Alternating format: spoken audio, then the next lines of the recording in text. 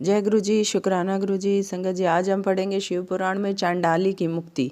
चांडाली पूर्व काल में एक ब्राह्मण कन्या थी, उसका नाम सोमिनी था। विवाह योग्य होने पर उसका विवाह एक श्रेष्ठ ब्राह्मण के साथ कर दिया गया। विवाह के पश्चात वह भोग विलास में पड़ गई। इस कारण उसका पति रोगी बन गया।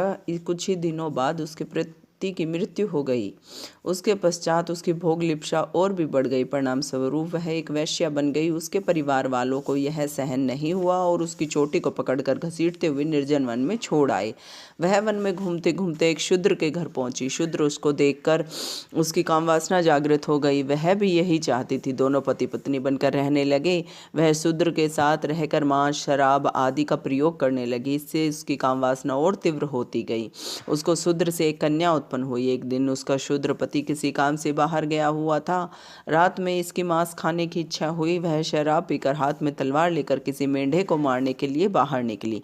उसकी खिरक में गाय का बछड़ा और मेंढा दोनों पास पास बंधे थे। रात का समय था। शराब के नशे में वह धुत थी, इस कारण उसे होश नहीं था। अतः गलती से उसने बछड़े को काट डाला और उसे घर ले आई। घर लाकर उसे पता चला तो उसे अपनी गलती कि मेंढे की जगह है वह बछड़े को काट डाला है। इससे उसको बड़ा पश्चाताप होने लगा, परंतु मांस की लालसा तथा भूख के कारण उसे भून कर खा गई। समय आने पर उस दुष्टा की मृत्यु हो गई। यमदूत उसे बांधकर यमलोक में ले गए। यमराज ने उसे गो हत्यारी जानकर तरह तरह की यातनाएं दी। इसके बाद उसका जन्म शूद्र चांडाल के यहाँ हुआ। उसको भयानक कोढ़ का रोग लग गया। वह जन्म लेते ही अंधी थी। उसके पास कोढ़ होने के कारण कोई नहीं आता था। एक दिन भूख प्यासे व्याकुल घूमते हुए उसने कुछ यात्रियों को देखा। वह उनके पास भिक्षा हेतु गई। यात्रीगण उस समय भगवान शिव के दर्शनों की बात कर रहे थे। वे आपस में वार्तालाप कर रहे थे कि माघ कृष्ण चतुर्दशी को शिवजी के दर्शन अवश्य करने चाहिए। अब वहां पहुंचकर उनके दर्शन हम भी अवश्य करेंगे। यह सुनकर चांडालिनी ने भी उस दिन शिवजी के दर्शन करने का निश्चय कर लिया। वह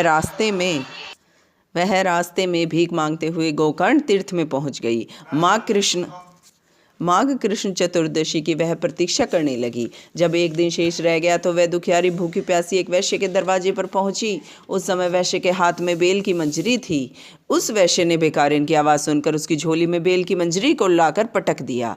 भूखे प्यासे भिखारिन चांडाली ने झोली में हाथ डालकर बेल की मंजरी को बाहर फेंक दिया। वह बेल की मंजरी पृथ्वी पर न गिरकर शिवजी के लिंग पर जाकर गिरी।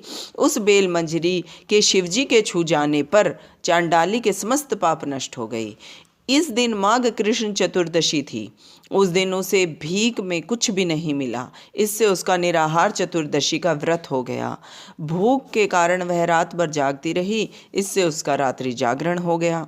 शिवजी की इच्छा अनुसार उसी दिन उसकी मृत्यु हो गई। शिवजी की कृपा से वह विमान में शिवलोक को चली गई। जय गुरु जी, शुक्राना गुरु जी। ओम नमः शिवाय। शिवजी सदा सहाय। ओम नमः शिवाय। गुरु जी सदा सहाय।